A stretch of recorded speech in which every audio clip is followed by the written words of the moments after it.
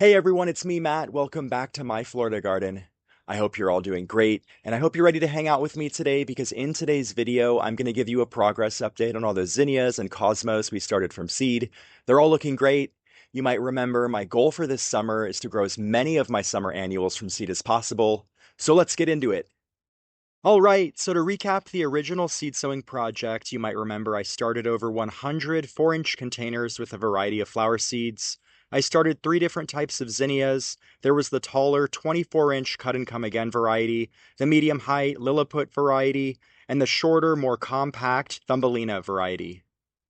I also started 2 different varieties of cosmos. There was the gazebo blend with the flat flowers, and the seashells blend with the rolled petal flowers. In the video, I talked through how to start seeds outdoors, including choosing the right soil, how to actually sow the seeds, and then I also touched on moisture and light requirements in order to get the seeds to germinate. So flash forward to today, check out all the seed germination. So these seeds were all sown on May 23rd, and today is June 4th, and you can see I've had almost 100% germination. Only 4 containers out of the total 110 didn't germinate. One of the Seashells Blend Cosmos containers here, and 3 of the Gazebo Blend Cosmos containers here. The most amazing part is the majority of these seedlings started to germinate in less than 48 hours when their seed packet said it could take 7 to 10 days. Again, I'm just so happy with all the progress. So coming back in for a close-up, you can see I was a little heavy-handed with the seeds in some of these containers. My goal was to sow about 2 to 3 seeds per container, but you can see some containers ended up with a lot more. You'll also notice all my seedlings have started to develop their true adult leaves, so this is the perfect time to get in here and thin these little plants to 1 seedling per container. Thinning the seedlings is a really important step because right now all these little plants are competing for nutrients, water, and light, which could lead to weaker plants. So in a minute, I'm going to use my scissors and snip out all of the weaker seedlings right at the soil level, leaving only the strongest seedlings in each container. This will ensure better airflow and strong root development, which will lead to healthier plants and eventually more blooms. And actually, I probably should have thinned these seedlings sooner. I can see some are looking leggy, but I waited because I wanted to film the process. You really want to thin them when they're about 2 inches tall, so do as I say, not as I do.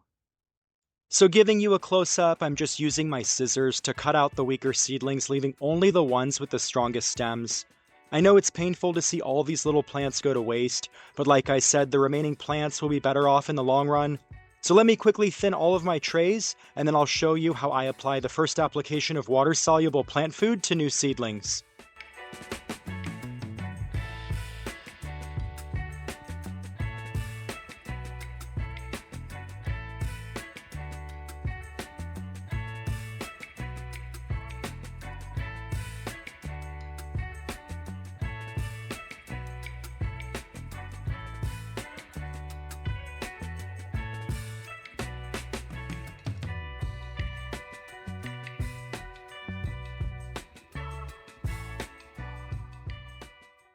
Alright, so that was really simple. All of my containers have been thinned to 1 seedling per container. So now it's time to apply the first application of fertilizer to these little plants. So I'm going to use this Miracle-Gro water-soluble all-purpose plant food at half strength to fertilize my seedlings. You want to use a diluted mix for young seedlings since this will let them ease into being fertilized without burning their roots. So I'm just mixing half a scoop of plant food with about 1.5 gallons of water, and then I'll just apply the mixture to all my little seedlings right at the soil level.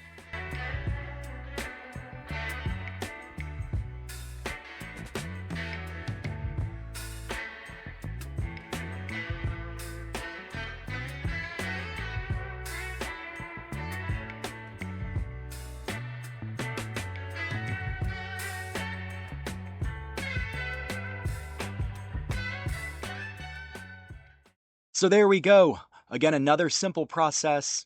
These little seedlings will benefit tremendously from all the nutrients in that fertilizer. And moving forward, I'll continue to apply the half-strength fertilizer once a week until these plants have all developed about 3 to 4 sets of adult leaves. Then I'll transition them to full-strength fertilizer.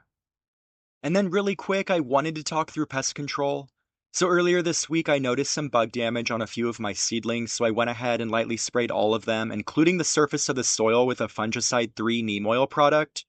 It's really important to monitor your seedlings daily so you can address any issues right away. And so far, so good. The neem oil product seems to have stopped the damage from spreading, and I'll definitely make sure to link it in the video description for reference.